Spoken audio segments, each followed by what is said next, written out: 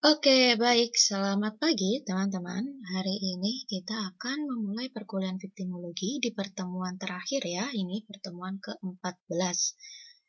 Ini minggu terakhir perkuliahan dan awal tahun baru, awal tahun 2021, teman-teman langsung ujian akhir semester. Oke, materi terakhir di pertemuan 14 ini kita akan belajar beberapa undang-undang yang berkaitan dengan perlindungan korban. Sebenarnya banyak sekali yang sudah ada perlindungan korban ya, cuman yang di sini yang saya highlight adalah 5 undang-undang. Pertama, Undang-Undang Perlindungan Anak, kemudian Undang-Undang Penghapusan Kekerasan dalam Rumah Tangga, kemudian yang ketiga ada Undang-Undang Pemberantasan Tindak Pidana Terorisme, yang keempat ada Undang-Undang Pemberantasan Tindak Pidana Perdagangan Orang, dan yang kelima ada Undang-Undang Narkotika. Oke, kita langsung aja ya ke yang pertama, Undang-Undang Perlindungan Anak. Nah, jadi di undang-undang ini ada 3 poin yang perlu saya bahas ya. Jadi yang pertama adalah anak berhadapan dengan hukum, atau saya singkat ABH. Nah, anak berhadapan dengan hukum di sini mendapatkan suatu perlindungan khusus. Jadi di Undang-Undang Perlindungan Anak itu ada sistem perlindungan khususnya. Perlindungan khususnya itu tidak hanya kepada ABH saja, tetapi juga terhadap anak-anak yang lain.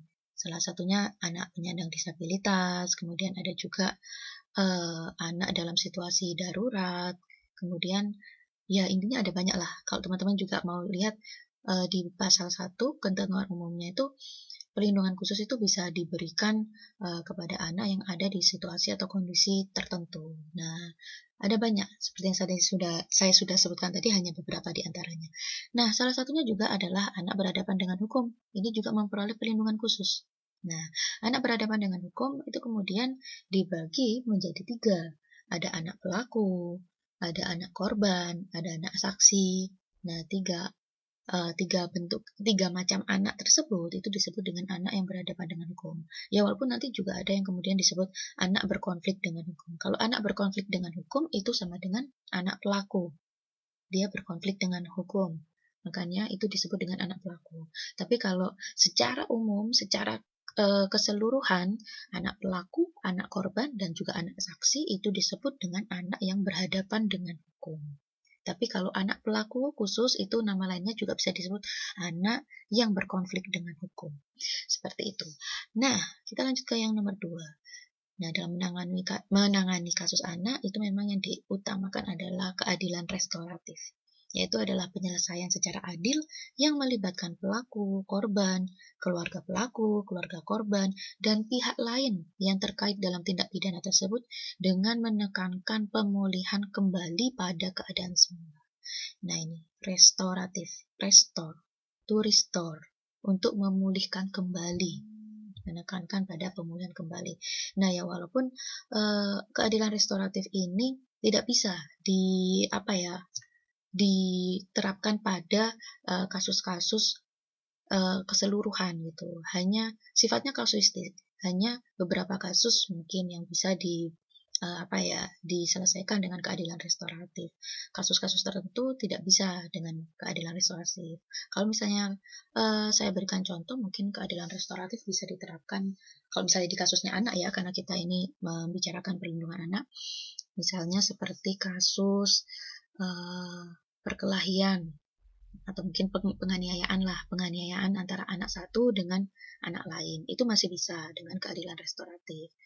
Nah, tapi kalau memang lukanya udah yang sampai menyebabkan meninggal, ya mungkin saya kurang tahu ya apakah bisa mekanismenya menggunakan keadilan restoratif kalau di kejadian aslinya gitu ya. Kalau misalnya penganiayaan yang sampai menimbulkan nyawa gitu, apakah bisa kemudian menggunakan keadilan restoratif?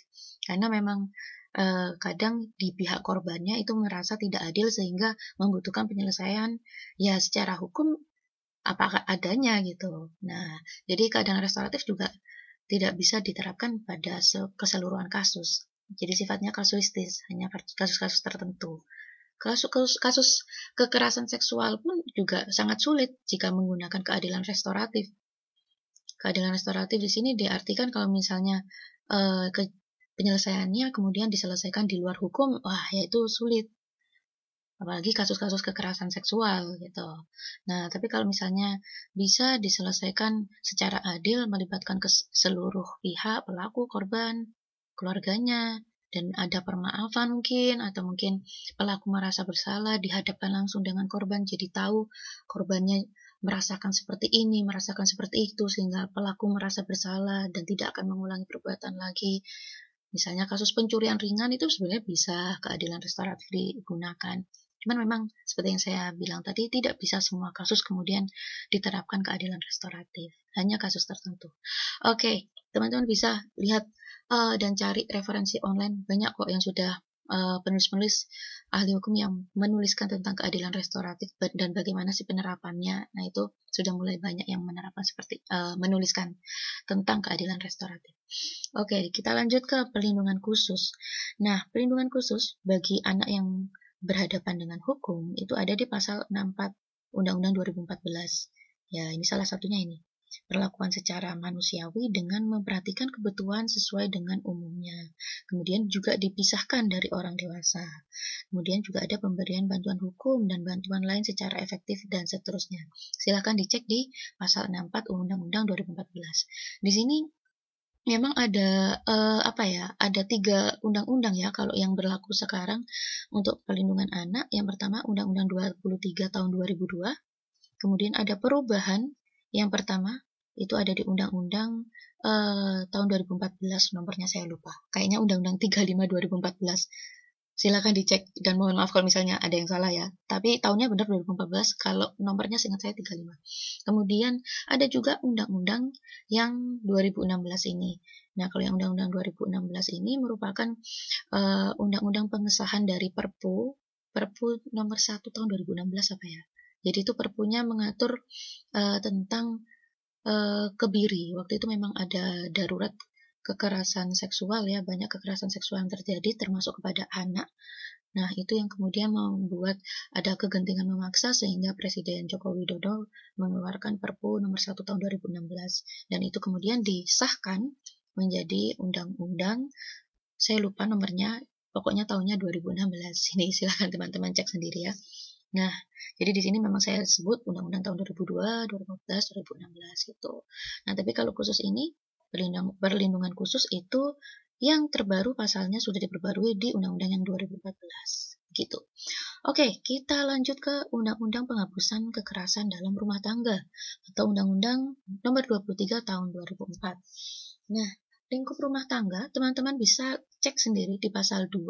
Jadi yang disebut dengan ruang rumah tangga itu lingkupnya siapa aja sih subjek hukumnya, astagfirullah. Subjek hukumnya siapa aja sih? Nah, di situ ada suami, ada istri, ada anak, kemudian ada juga pembantu rumah tangga, orang yang bekerja di dalam rumah tangga itu juga termasuk lingkup rumah tangga. Selebihnya teman-teman bisa cek di pasal 2. Di situ siapa aja sih subjek hukum yang dimaksud dalam rumah tangga melingkupi siapa saja.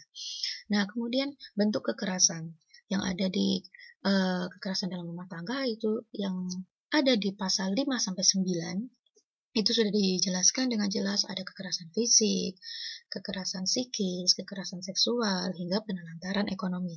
Silahkan teman-teman cek sendiri ya nanti di sini.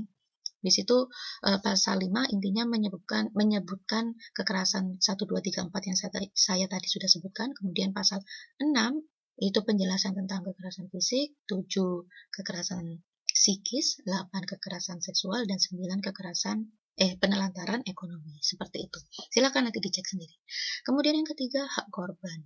Hak korban pun di Undang-Undang Penghapusan dalam Kekerasan Rumah Tangga ini diatur dalam pasal 10. Salah satunya ini yang saya kutip ya, perlindungan dari pihak keluarga, kepolisian, kejaksaan, pengadilan, advokat, lembaga sosial, atau pihak lainnya, baik sementara maupun berdasarkan penetapan perintah perlindungan dari pengadilan. Ada juga yang seterusnya, penanganan secara khusus berkaitan dengan kerahasiaan korban dan seterusnya. Ada di pasal 10 itu hak-hak yang bisa didapatkan oleh korban apa saja. Silahkan dicek. Oke, kita lanjut ke undang-undang berikutnya, yaitu Undang-Undang Pemberantasan Tindak Pidana Terorisme. Nah, ini undang-undang yang terbarunya ya. Itu Undang-Undang Nomor 5 Tahun 2018. Tapi undang-undang yang sebelumnya itu masih berlaku. Kalau kita membicarakan perjalanannya Undang-Undang Pemberantasan Tindak Pidana Terorisme ini, teman-teman mungkin juga udah tahu ya. Kita masih mengingat mungkin peristiwa bom Bali 12 Oktober 2002 yang kemudian melahirkan adanya Perpu, Peraturan Pemerintah Pengganti Undang-Undang Nomor 1 Tahun 2002 tentang pemberantasan tindak pidana terorisme, yang kemudian disahkan menjadi Undang-Undang Nomor 15 Tahun 2003. Nah, undang-undang tersebut kemudian ada perubahannya. Nah, perubahannya ada di sini. Nomor 5 Tahun 2018. Di situ ternyata memberikan perlindungan hukum itu tidak hanya pada korban saja, tapi juga memberikan perlindungan bagi aparat penegak hukum atau APH. Teman-teman bisa cek di pasal 33, ternyata khusus kasus terorisme, aparat penegak hukumnya itu juga dilindungi.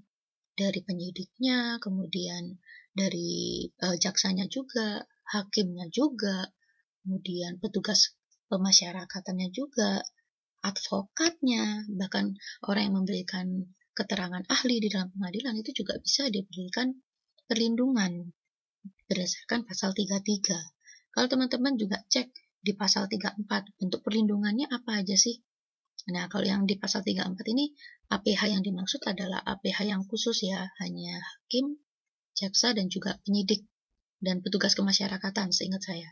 Nah, tapi kalau yang di pasal 33 itu tidak hanya 4 hal itu aja, tidak hanya 4 subjek hukum itu tadi. Ada juga kemudian advokat, orang yang memberikan keterangan ahli, gitu. Tapi kalau yang pasal 34 ini khusus APH dalam arti penyidik, jaksa, hakim, dan juga petugas pemasyarakatan.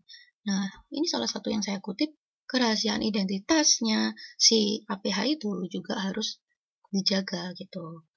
Dan setelah itu ada lagi dan seterusnya, silakan dicek ya. Kemudian yang ketiga, perlindungan bagi korbannya sendiri. Nah, itu ada di pasal 35A sampai 36B. Teman-teman silahkan cek di yang Undang-Undang 2018. Jadi memang ada sisipan pasal ya, di antara pasal 35 sampai 36 itu ada 35A, 35B, kemudian pasal 36, 36A, 36B itu ada sisipan tambahan berdasarkan undang-undang yang perubahan nomor 5 tahun 2018 ini, itu mengatur juga selain ada rehabilitasi, restitusi, kompensasi, masih ada beberapa hal lainnya juga di situ, silakan dicek. Nah, teman-teman juga kalau misalnya kemarin kita udah belajar ya Undang-Undang Pelindungan Saksi dan Korban, seingat saya di pasal 7 yang Undang-Undang Pelindungan Saksi Korban yang perubahannya. Kalau yang undang-undang pertamanya kan 13/2006. Silakan dicek yang di 31/2014 itu di pasal sekitar 7 kayaknya. Itu dicantumkan memang untuk korban dalam tindak pidana terorisme, kemudian tindak pidana perdagangan orang, dan juga tindak pidana apa ya, pokoknya yang sampai pelanggaran HAM berat. Nah, itu di Undang-Undang Pelindungan Saksi dan Korban mendapatkan bantuan, intinya ada tambahan hak lah dari yang sudah dicantumkan di pasal 6. Itu kan ada banyak itu. Ada sekitar 15 atau 16 hak itu. Nah, di pasal 7-nya kemudian ada tambahan. Bisa juga untuk korban-korban ini mendapatkan perlindungan rehabilitasi, restitusi, kompensasi, dan juga medis, kemudian psikologis, dan juga psikososial. Nah, teman-teman nanti bisa cek di pasal 7 seingat saya, yang Undang-Undang Perlindungan Saksi dan Korban nomor 31 tahun 2014. Oke, kita lanjut ke Undang-Undang Pemberantasan Tindak Pidana Perdagangan Orang, TPPO. Nah, ini ada di Undang-Undang nomor 21 tahun 2007. Nah, ini yang pertama ada perlindungan saksi dan korban. Itu silahkan dicek, ada di pasal 43 sampai 55 dari kerahasiaan identitas, restitusi, rehabilitasi, dan seterusnya. Dan pasti teman-teman juga harus mencek ini, Undang-Undang Perlindungan Saksi dan Korban, karena di Undang-Undang Perlindungan Saksi dan Korban juga ada salah satunya untuk korban tindak pidana perdagangan orang itu mendapatkan bantuan tambahan. Seperti yang tadi saya sudah sebutkan, selain 3 hal ini juga ada medis, psikologis, dan juga psikososial. Nah, silakan nanti dicek juga ya. Kemudian di pasal 43, nah ini penegasannya. Ketentuan mengenai pelindungan saksi dan korban dalam perkara tindak pidana perdagangan orang dilaksanakan berdasarkan Undang-Undang Nomor 13 Tahun 2006 tentang pelindungan saksi dan korban, kecuali ditentukan lain dalam undang-undang ini. Nah, di pasal 43 ini ditegaskan seperti ini sampai menyebutkan undang-undangnya, pelindungan saksi dan korban, ya karena memang ini undang-undangnya lahir tahun 2007, yang mana pada tahun sebelumnya 2006 sudah lahir perlindungan saksi dan korban, sehingga memang kemudian di Undang-Undang 2007 ini secara jelas pasal 43 mencantumkan hal ini gitu. Ya walaupun pada akhirnya 13/2006 ini mengalami perkembangan ya, hingga akhirnya ada perubahan di tahun 2014. Jadi di Undang-Undang Nomor 31 tahun 2014 silakan dicek juga perubahannya ada di situ. Bahkan di pasal 6-nya berbagai macam hak itu ada penambahan yang mungkin hanya berapa belas gitu, kemudian bertambah jadi 2 sampai 3 atau 4 hak gitu loh di yang pasal 6 Undang-Undang 31 2014. Nah, di pasal 7-nya itu juga seingat saya ada pasal sisipan 7A 7B gitu seingat saya. Silakan nanti teman-teman cek ya. Seperti itu. Oke, kita lanjut ke undang-undang yang terakhir kita bahas hari ini adalah Undang-Undang Narkotika. Undang-Undang 35 tahun 2009. Nah, Undang-Undang Narkotika ini sebenarnya juga subjek hukumnya ada berbagai macam sih. Ada ini yang saya sebutkan di nomor 1 dan 2 ini pecandu narkotika dan juga penyalahguna. Nah, kalau teman-teman lihat pengertian pecandu narkotika di Undang-Undang Narkotika sendiri ada di ketentuan umum di pasal 1. Nah, itu adalah orang yang menggunakan atau menyalahgunakan narkotika dan dalam keadaan ketergantungan pada narkotika baik secara fisik maupun psikis. Nah, jadi pecandu narkotika ini yang udah memiliki ketergantungan pada narkotika. Beda lagi dengan penyalahguna. Kalau penyalahguna adalah orang yang menggunakan narkotika tanpa hak atau melawan ini kok melawan doang. Tanpa hak atau melawan hukum ini seingat saya. Ini kayaknya copy paste-nya kurang ini. Oke. Nah, jadi ada juga kemudian dikenal istilah rehabilitasi medis dan juga rehabilitasi sosial. Nah, dua rehabilitasi ini wajib bagi pecandu narkotika. Pasal 54. Nah, pasal 54 yang kemudian teman-teman kalau misalnya membaca di pasal 55 ternyata itu ada istilah wajib lapor. Jadi, kalau misalnya ada yang sudah kecanduan narkotika, dia masih anak. Nah, itu yang wajib lapor adalah orang tuanya. Orang tuanya wajib melaporkan bahwa anaknya ini adalah pecandu narkotika. Nah, itu nanti treatmentnya adalah dengan rehabilitasi medis dan juga rehabilitasi sosial. Kalau misalnya, seingat saya di pasal 55 teman-teman bisa cek. Kalau misalnya ini bukan anak, kejadiannya orang sudah dewasa. Nah, yang wajib melaporkan dirinya sendiri, yang wajib melaporkan ya adalah dirinya sendiri. Jadi kalau untuk orang dewasa yang wajib melaporkan adalah dirinya sendiri. Tapi bisa juga kemudian dilaporkan oleh keluarganya, itu juga bisa. Silahkan dicek di pasal 55. Nah, saya waktu itu sempat penelitian di BNN Provinsi DIY ya. Itu memang salah satu narasumber kami waktu itu mengatakan dari pihak BNN, ternyata itu kadang orang udah takut duluan gitu loh. Orang itu pecandu narkotika terutama, itu kadang udah merasa takut, waduh kalau misalnya saya lapor nanti saya dipenjara. Padahal enggak. Pecandu narkotika itu nanti akan dilihat dulu dia tingkat ketergantungannya sejauh apa sampai dia benar-benar bisa dikatakan pecandu narkotika. Nah, kalau udah dikatakan pecandu narkotika itu udah otomatis wajib bagi pecandu narkotika itu untuk mendapatkan rehabilitasi medis dan rehabilitasi sosial gitu loh.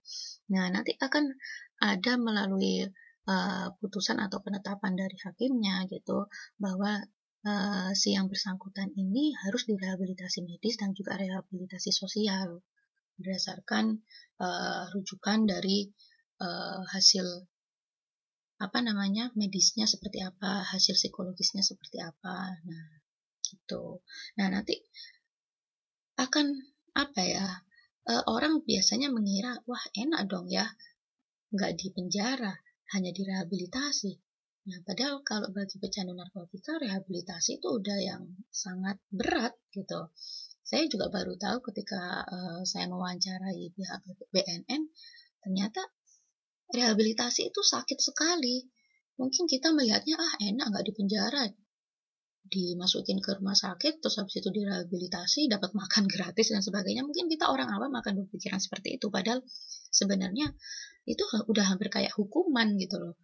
Mereka direhab itu sakit sekali ternyata, nggak yang kemudian mereka enak-enakan, nggak dipenjara dan sebagainya. Nah, itu sakit gitu loh. Ternyata kalau udah kecanduan ya untuk melalui proses rehabilitasi itu juga tidak mudah gitu loh. Untuk bisa sembuh itu ya ada lika-likunya lah pasti. Tapi kalau orang yang mau berusaha untuk sembuh ya pasti bisa gitu. Ya cuman memang kadang ada orang itu yang memang takut gitu loh, dikiranya akan dipenjara, padahal enggak. Kalau dia melaporkan dirinya, ya itu nanti akan mendapatkan treatment, yaitu berupa rehabilitasi medis dan juga sosial, seperti itu. Walaupun kadang ada orang yang masih ya salah kaprah dikiranya apa namanya dipenjara gitu, sehingga uh, mungkin yang melaporkan diri juga nggak sebegitu banyak gitu. Nah, lanjut kita ke yang penyalahguna gitu. Kalau yang penyalahguna, teman-teman bisa cek di pasal 127. Jadi kalau memang terbukti menyalahgunakan narkotika tanpa hak atau melawan hak gitu, nah itu bisa dikenakan penjara gitu. Saya pernah waktu itu dengan teman saya melakukan penelitian. Ternyata dari studi putusan yang kita analisis bersama di Pengadilan Negeri Yogyakarta dan juga Pengadilan Negeri Sleman, ternyata kasus penyalahguna ini, misalnya dia narkotika golongan 1, contohnya apa ya? Sabu-sabu lah. Sabu-sabu, metamfetamin, kokain, ganja, itu narkotika golongan 1. Atau kalau yang ngetren 2020 ini ketika saya coba cek di putusan pengadilan, yang ngetren ini tembakau gorila. Itu salah satunya juga termasuk di narkotika golongan 1. Kalau narkotika golongan 1 itu hukuman paling lama 4 tahun seingat saya, maksimal 4 tahun di pasal 127. Silahkan dicek. Nah, itu paling lama 4 tahun seingat saya, dan tidak ada batas minimal, sehingga kalau kita undang-undang yang tidak memberikan batas minimal ya otomatis kita mengacunya pada KUHP ya, sehingga ya batas minimalnya berarti dianggap minimal 1 hari gitu. Nah, tapi pada kenyataannya ya memang hukuman bagi penyalahguna itu nggak yang sampai bertahun-tahun gitu. Ada saya waktu itu menemukan 1 tahun gitu, ada gitu. Tapi itu kasus tertentu. Yang paling banyak itu biasanya hakim hanya menjatuhkan pidana penjara itu untuk penyalahgunaan narkotika ya, itu hanya sekitar 6 bulan, 8 bulan, 9 bulan, bahkan ada kok yang cuma 3 bulan gitu. Nah, itu sebenarnya juga tergantung dari proses ketika diajukannya perkara itu sebelum ke persidangan. Nah, biasanya kasus-kasus penyalahgunaan narkotika ini ketika dia sudah mendapatkan hasil apa ya, hasil tes urin. Hasil tes urin sudah dinyatakan positif. Oke, dia berarti menggunakan narkotika golongan 1. Ya, misalnya ganja lah, terbukti gitu, dan ternyata ada bukti lain selain tes urin ditemukan ketika ada penggeledahan ya di kamar kosnya misalnya, oh ada ganja, terus juga ada lintingan-lintingan ganja, kemudian ada alat hisapnya dan sebagainya. Nah, itu kemudian kalau misalnya ternyata ada hasil apa sih namanya, tes, oh ya, hasil tes asesmen terpadu yang menyatakan bahwa dia mungkin memiliki tingkat kecanduan sekian. Nah, itu biasanya bisa memberikan hakim untuk menjatuhkan putusan berupa rehabilitasi medis dan juga sosial di salah satu panti atau di salah satu rumah sakit gitu. Nah, tapi ketika mungkin tidak ada asesmen terpadu dari si apa namanya penyidik ketika memberikan berkas acara persidangan itu, ya sudah, mungkin hanya tes urin dan juga alat bukti lainnya, biasanya lebih cenderung diberikan penjara. Jadi dari beberapa putusan itu setelah kami coba teliti, ternyata kecenderungannya pola pemberian putusan dari hakim itu seperti itu untuk penyalahgunaan narkotika. Jadi yang memiliki bukti asesmen terpadu dari apa namanya pihak yang berwenang bahwa dia dinyatakan memiliki ketergantungan sekian misalnya.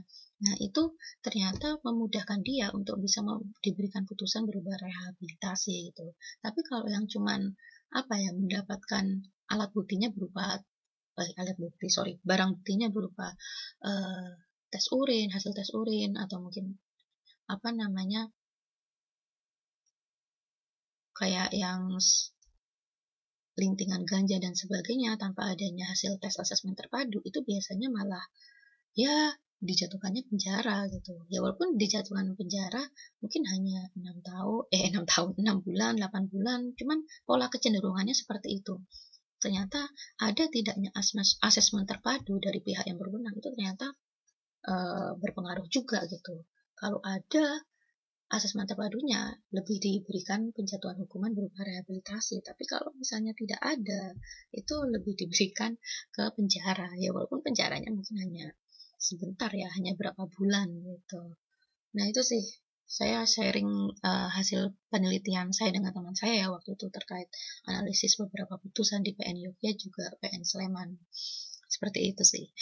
Oke, kita lanjut yang keempat. Nah, yang terakhir nih, teman-teman kemarin waktu belajar tipologi korban ya, bentuk-bentuk korban itu seperti apa, teman-teman juga mungkin mengenal ya self-victimizing victim, bahwa ya pecandu narkotika, pengguna atau penyalahguna narkotika ini juga ya termasuk self-victimizing victim, karena mereka ya menjadi korban karena kejahatan yang dilakukannya sendiri.